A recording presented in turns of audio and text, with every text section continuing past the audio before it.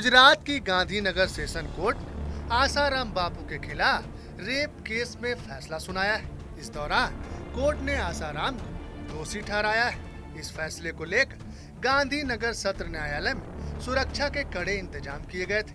दरअसल 6 अक्टूबर 2013 को आसाराम समेत कुल 7 आरोपियों के खिलाफ मुकदमा दर्ज किया गया था, जिसमें सबूत के अभाव में आसाराम को छोड़कर 6 आरोपियों को बरी कर दिया गया है।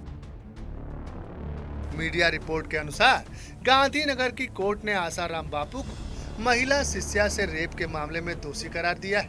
दरअसल सूरत की 2 बहनों से रेप मामले में कोर्ट ने आसाराम को दोषी साबित कर दिया है।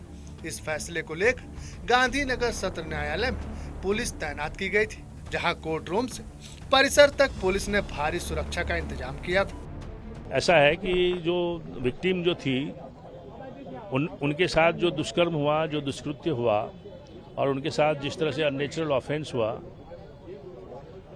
वो उन्होंने जो भी एफआईआर दिया था उसके आधार के ऊपर गवाही ली गई और गवाही में उसने बहुत अच्छी तरह से अपनी जुबानी दी और वो कोर्ट ने मान्य रखी है और उसके आधार के ऊपर ही उनको दोषित करार दिया गया है। इनको ओल्ड एक्ट के तहत 376C के तहत इनको सजा दी गई है।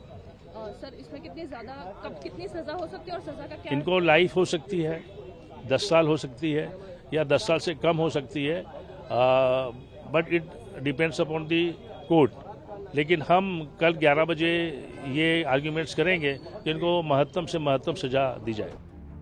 वहीं 6 अक्टूबर 2013 को आसाराम समेत कुल 7 आरोपियों के खिलाफ अपराध दर्ज किया गया था।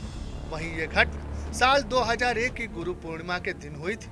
इस मामले में मुख्य आरोपी आसाराम, भारती बेन, लक्ष्मी बेन, निर्मला लालवानी और ढेल, मीरा कलवानी, ध्रुव बलानी, जसवंती बेन चौधरी शामिल है, जिसमें सबूत न मिलने के चलते आसाराम को छोड़कर 6 आरोपियों को बरी कर दिया गया है, जिसमें आसाराम की पत्नी और बेटी भी शामिल है, जबकि आसाराम जोधपुर की सेंट्रल जेल में बंद है। पूरा मामले में ऐसा था कि ये एफआईआर जो हुआ था वो 2013 में हुआ था। जो लड़की ने एलिगेशंस किए हैं, कंप्लेंट 2013 में है, लेकिन जो एलिगेशंस किए हैं वो 2001 के थे, यानी 12 साल के बाद उसने कंप्लेंट किया था। ये केस में आसाराम बापू टोटल, जैसे मैंने बताया कि टोटल 8 एक्यूज थे पहले, उसमें से आसाराम बापू को और दूसरे 6 को एक्यूज बनाया। बाकी एक जो अखिल करके इनका एक्यूज था, आसाराम बापू के केस में एक अखिल करके एक्यूज था, उसको प्रोसिक्यूशन ने विटनेस बनाया। इन शॉर्ट कहने का मतलब कि 2014 में जो चार्जशीट फाइल किया गया था ये रेप केस में, उसमें 7 जन एक्यूज बताए गए थे। 2016 में ऑनरेबल कोर्ट ने चार्ज फ्रेम करा था और लंबी मैराथन केस चला और आज ऑनरेबल कोर्ट ने जजमेंट दिया, उसमें आसाराम बापू को सजा करी है और बाकी जो 6 थे, उनके वाइफ, उनके डॉटर और 4 जो आश्रम के एडमिनिस्ट्रेटर, लेडी एडमिनिस्ट्रेटर्स थी, प्रोसिक्यूशन सरकार के केस के मुताबिक उन 6 को आज बरी किया गया है। मेहनत हम वही करेंगे कि जज साहब को हम कन्विंस कर सके आर्ग्यूमेंट्स में कि कम से कम सजा करे।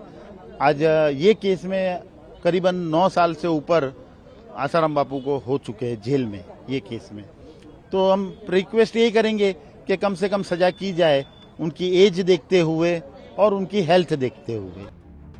बता दें कि साल 2013 में सूरत की 2 बहनों ने नारायण साईं और उनके पिता आसाराम बापू के खिलाफ रेप की शिकायत दर्ज कराई थी।